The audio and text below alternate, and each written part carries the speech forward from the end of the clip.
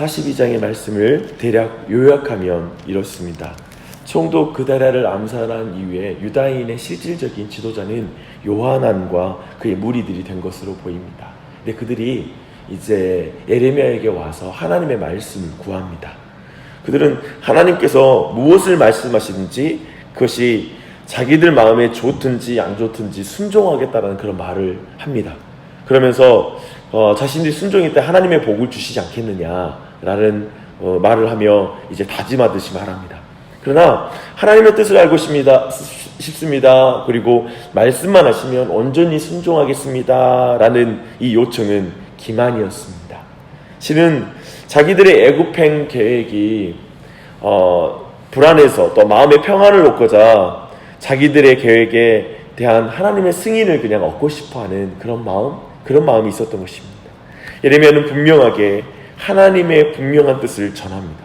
곧 애굽으로 가지 말고 이 땅에 머물면 평안하리라는 말씀을 그들에게 전합니다. 그러나 그 반대이면 그들이 멸망할 것이라고 말하는 것이죠. 근데 이제 그 내용에 대한 말씀을 다 전하고 나서 이제 그들이 어떻게 반응하는지가 이제 43장의 말씀이 되겠습니다. 방금 말한 것처럼 이제 총독 그다랴 암살 이후에 이제 실질적인 유다의 지도의 세력이 된 요하난과 일행들은 예레미야가 하나님에게서 들어 전하는 그 말씀을 듣고 그 말씀을 받아들이지를 않습니다. 2절에는 42장에 나오지 않는 다른 한 인물이 나오는데요. 호사야의 아들 아사랴라는 인물입니다. 42장 1절에 호사야의 아들 여사냐가 기록된 것으로 보아 이 두 사람은 형제였고요. 요하난과 더불어 백성에게 영향력 있는 지도자였을 것입니다.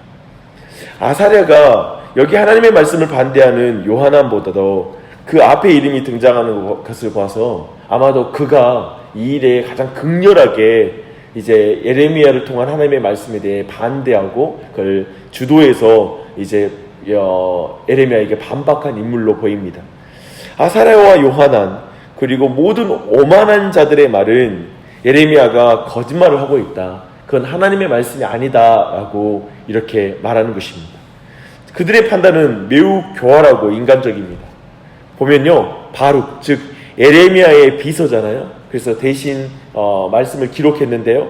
그 바룩이 예레미야를 사주하여 그렇게 말했다고 마치 너가 소설을 쓰고 있다라는 식으로 지금 사실은 그들이 소설을 쓰고 있는 것이죠.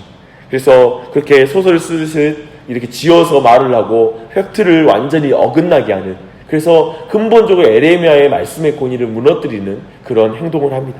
그는 결국 하나님의 말씀 저버리고요, 원래 자기들의 계획에 따라서 왕의 딸들을 포함하여 모든 사람과 또 예레미야 바룩까지도 데리고 애굽으로 떠나 애굽의 국경 도시인 다바네스에 이르게 됩니다. 그들이 비록 하나님의 말씀을 듣지 않고 저버렸음에도 불구하고 하나님은 다시 애굽에서 이제 예레미야를 통해서 말씀을 전해주세요. 은혜이죠. 예레미야에게 임한 하나님의 말씀은 그곳 다바네스까지 느부갓네살이 쫓아올 것이라고 말하고 있습니다. 그리고 그 칼에 의해서 죽게 될 것이고 예루살렘에 그렇게 했듯이 그 성을 불사할 것이라고 경고하고 있습니다.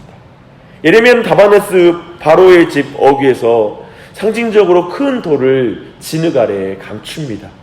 그리고 바로 그 자리에 바로의 보좌가 서게 될 것이라고 말하죠. 아마도 여기에서 바로의 이 보좌는 이제 바로의 궁이라기보다는 국경 수비대가 세워지는 그런 자리가 될 것입니다. 이제 요하난 일행은 느부갓네살의 칼에 피하려고 애굽으로 도망했지만 결국 바벨론의 손을 벗어날 수 없다는 사실을 이제 알아야 할 것입니다. 왜냐하면 그들은 느부갓네살이 아니라 하나님으로부터 도망칠 수 없는 거예요. 하나님께서 하시겠다 하는 일을 끝까지 그들이 거부하고 도망쳤기 때문에 기어코 하나님은 그분의 손을 벗어날 수 없다는 걸 보일 것입니다. 그들은 자신들이 하나님의 말씀에 의해서 판단을 받는 것이 아니라 자기들이 하나님의 말씀의 진정성을 파악할 수 있다고 생각을 해요.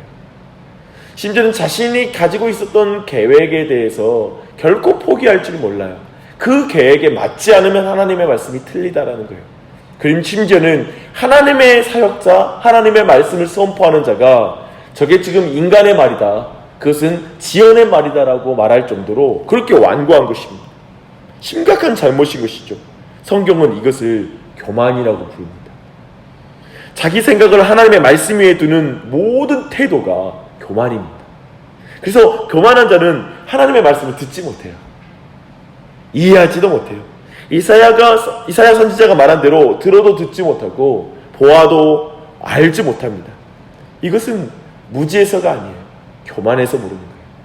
성경은 결코 무지해서 깨닫지 못하거나 똑똑하지 못해서 깨닫지 못하는 게 아니에요. 교만하니까 깨닫지 못하는 줄 믿습니다. 그래서 오늘 본문의 2절의 말씀 보면 그들을 모든 오만한 자라고 표현하고 있습니다. 그들에게는 자기들의 생각과 맞을 때만 하나님의 말씀이 은혜로운 말씀이에요. 그럼에도 불구하고 그들이 앞에서 했던 말만 보면 그들은 보기 드문 믿음의 사람들로 보여요. 아까 앞에서 한 말이 뭐죠? 하나님의 말씀을 들려달라고. 내가 다 듣고 행하겠다고. 이런 말을 많이 하죠.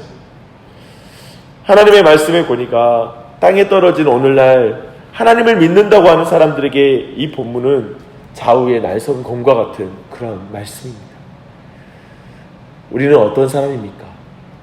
하나님의 말씀에 의하여 우리 자신이 날마다 판단받고 있으며 그것을 기꺼이 아멘으로 수용하고 순종합니까? 교우들은 많이 말하는 것 같습니다. 많은 오늘날 그리스도인들도 하나님의 말씀을 정말 잘 듣고 싶다고, 좋은 말씀 전해달라고, 그리고 바른 말씀을 전해달라는 말을 많이 하는 것 같습니다.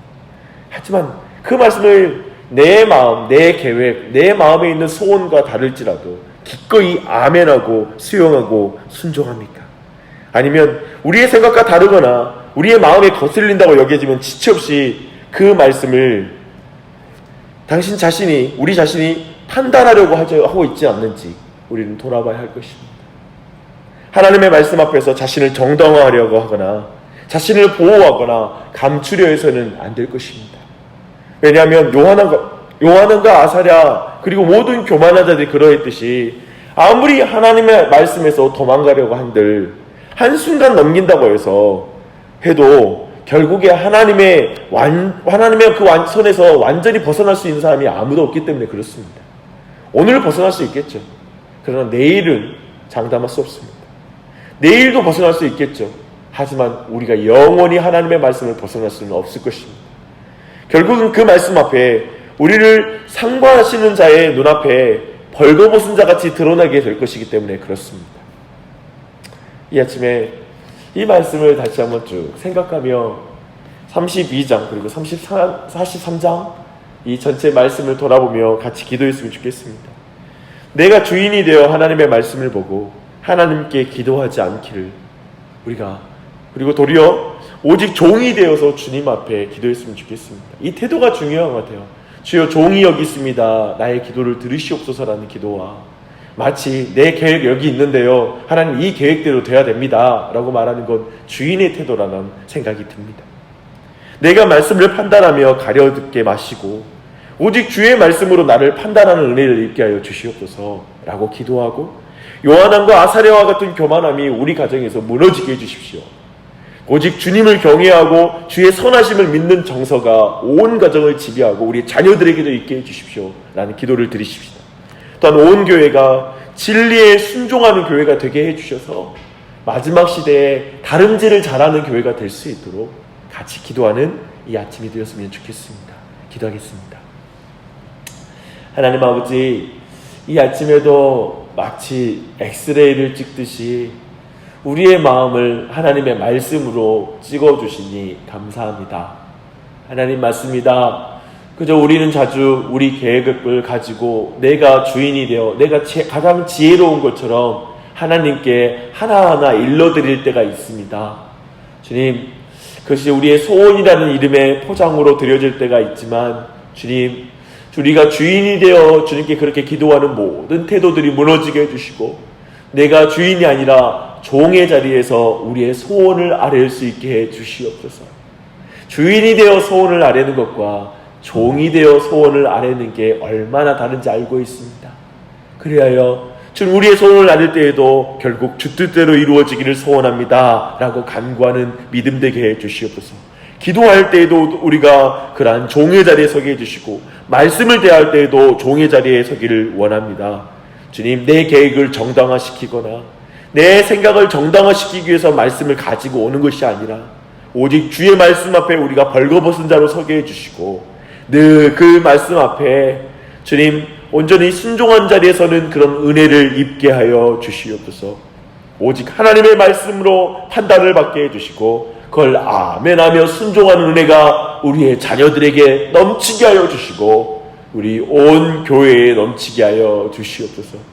주님, 그리하여 마지막 시대 모두가 주인이 되어서 하나님 앞에 서려고 하는 시대, 주님 종이 되어 주님의 말씀을 받드는 주님 믿음의 교회가 될 수 있도록, 믿음의 가정, 믿음의 사람 될 수 있도록 은혜 베풀어 주시옵소서.